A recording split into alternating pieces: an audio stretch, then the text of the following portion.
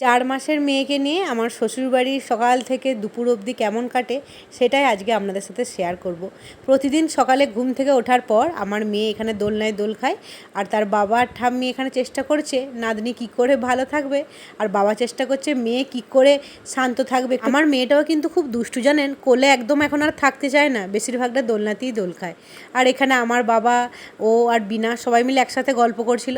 আমার বাবা বিনার সাথে গল্প করতে খুব ভালোবাসে জানেন, আর বিনাও খুব গল্প করতে ভালোবাসে। বাবা এখানে নিজে কিছু চিন্তা ভাবনা করছিল, তাই বাবাকে বললাম কি ভাবছো বাবা? বলছে না কিছুই না, এই তুই ভিডিও করছিস সেটাই দেখছি। আর আজ সকাল বাবা অনেক মাছ কিনে এনেছিল বাজার থেকে, তো মা এখানে সমস্ত মাছ বেছে নিয়েছে, আর বেশ কিছু মাছের ডিম আগে থেকে ছিল। এই সব কিছু দিয়েই আজকে রান্না হবে। আর বাড়ি থেকে যে মিষ্টি বাবা পাঠিয়েছিল সেটার যে রসটা আছে সেটা মা এখানে ফোটাতে দিয়ে দিয়েছে।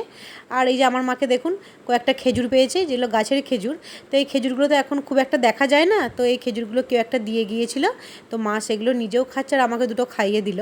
আমাদের সামনের যে কাঁঠাল গাছটা আছে সেখানে দুটো কাঁঠাল আজ নিজে থেকেই পড়ে গেছে জানেন, একটা একটুখানি নষ্ট হয়ে গেছে আর একটা খুবই শক্ত আছে। তো মা এখানে মহাপ্রভুকে একটা দেবে বলে আগে থেকেই রেখে দিয়েছে, আর একটা একটু পেকেছে সেটা মা ছাড়িয়ে নেবে খানিকক্ষণ পর। চলুন আপনাদের সাথে একটু বাইরেটা ঘুরে আসি।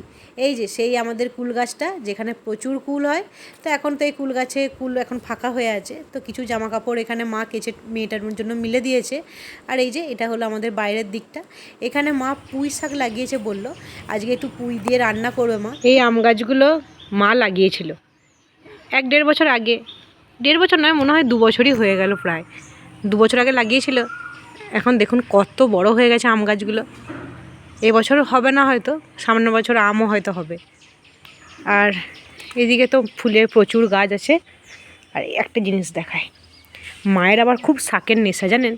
এই দেখুন এখানে পুঁই শাক হয়েছে, একদম ছোট্ট একটা গাছ লাগিয়েছিল, সেখান থেকে কতটা হয়েছে দেখুন। আজ মা পুঁই কুমড়োর একটা চচ্চড়ি করবে, ওই জন্য এখানে পুঁই নিয়ে যাবে।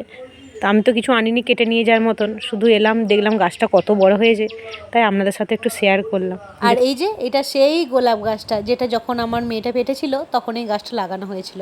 আজ দেখুন কত বড় হয়ে গেছে, আর সাথে অনেকগুলো গোলাপ ফুল ফুটেছে, বেশ কয়েকটা আবার শুকিয়েও গেছে দেখছি। তো এই ফুলগুলো গাছের গোড়াতে রাখা হয়, এখান থেকে সার হয়ে যায়। আর এই যে সেই মায়ের কাঁঠাল গাছটা, যেটা মা এঁচড়েতেই অনেকগুলো শেষ করে ফেলেছে, কারণ কাঁঠালে না বেশি কুয়া খুব একটা বেরোয় না।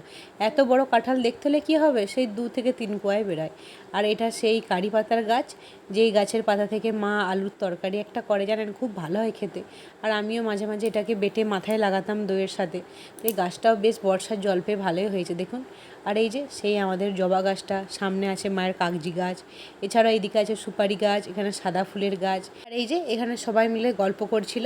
তারপর চলুন রান্নাঘরে যাই। রান্নাঘরে গিয়ে দেখলাম মা আমার জন্য একটা ডিম সেদ্ধ করে রেখেছিল, তো সেই ডিম সেদ্ধটা এখন গরম গরম খেয়ে নিচ্ছি। মাকে বললাম ভাতের সাথে খাবো, বলো না এখন তুমি একটা খাও, ভাতের সাথে দরকার হলে পরে আবার একটা খাবে। আর আলু দিয়ে বেসন দিয়ে খুব খেতে ইচ্ছা করছিল, ওই জন্য মাকে বললাম। তো মা এখানে দেখুন যেমন বেগুনি করে সেটাকে আলু দিয়ে মা এখানে বানিয়েছে, আর বাকি আরও কয়েকটা করবে। তো এখানে বাবার জন্য মা খাবার রেডি করছে, এখানে কয়েকটা মিষ্টি বা দিয়েছে, আর এদিকে মা এখানে ভাজাভাজি করছে। আর এই যে এদিকে আমার সমস্ত মুড়ি বাড়া হয়ে গেছে, এটা আমি মা বাবা 3জন মিলে এখন খাবো। তো দেখা হবে আবার খুব তাড়াতাড়ি, টাটা।